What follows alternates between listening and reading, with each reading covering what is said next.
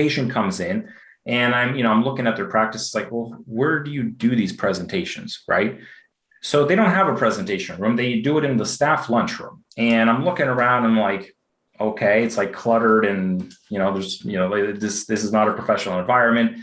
So they're trying to pitch like a $20,000 implant case. And there's another staff member like heating up a pizza pocket in the microwave in the background. Right? So like, when you ask them, like, so what happened with that patient? It's like, no, they didn't book. I don't think they were very serious about it.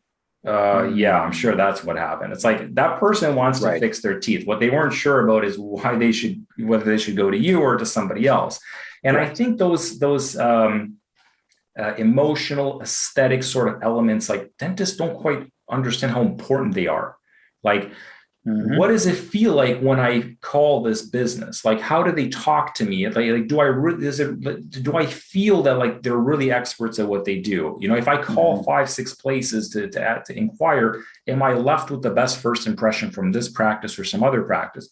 What's it like when I first step into the office? Do people greet me warmly? Do they offer me a cup of coffee? Do they, like what's that experience like? When they're explaining, things to me, are they just reading off a parts list? You're going to need 3 of these and 4 of these, and this is what's going to cost, and this is how we take the payment, and we have, financing if you need it. Or are they kind of like engaging them with on an emotional level and showing them like, here's how we help these other patients, and here's like what the end result was like. So when you're saying like, there's a number of different steps, I get it. Like, it's not as simple as like, oh yeah, you just implement this and then all of a sudden you're going to be a success. You and your whole team really need to understand the different stages someone has to go through mentally, emotionally before they're going to say yes. And people love to think that, oh, it's all about price, they're price shopping. It's not true. Like years ago, whenever we hire a new employee, we get them like a MacBook, because I never have to deal with IT issues. I used to run an IT company. It's like, I'm not going to give you a Windows computer because I'm going to update your antivirus. We'll get a Mac. It's simple. So I went to the Apple store, right? And, you walk in, there's like a person at the front and they kind of greet you, right? So there was a lady who came in just before me and I can overhear their conversation. So on this particular day, it was like Black Friday or some sort of like everybody in the mall had balloons and flyers, right? But Apple Store had nothing. It just looked like the everyday Apple Store, right? So she went up to him and was like, "What kind of deals you guys got going on today?"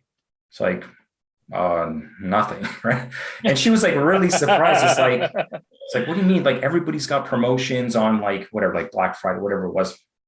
And I'll never forget what he said to her. It was shocking. It was like he looked at her, it was like, man, like this is Apple. Like there's not really any promotions ever. Like we don't need to. Like everybody wants, like, it's good products, right?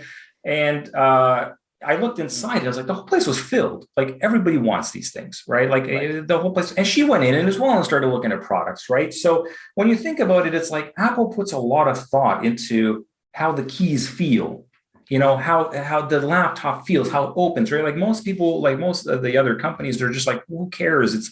It's just a laptop. This has 16 gigs of RAM and this like the processor is this fast, and that's all that matters, right? Like you're getting a lower price for a better performance computer. And it's like, you guys really don't get it. It's like those emotional aesthetic elements play a huge role.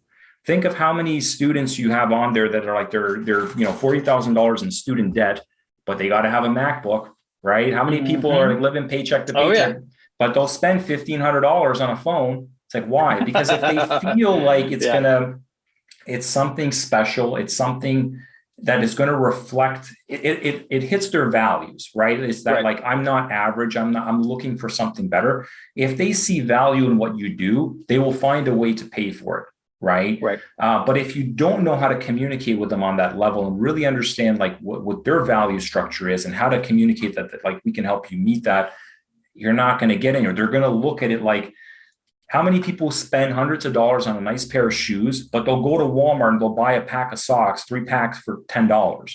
Because the shoes reflect like, people perceive how I look and it's going to reflect, me as an individual, but the socks are utility. So if you position yourself as a utility type of practice, people are always going to see you like, oh, you do the same thing everyone else does. But if you know how to engage with them on an emotional level, then the sky's the limit then. then people will fly down to see you, and they're, 2 states away because they really think you can deliver something that nobody else can.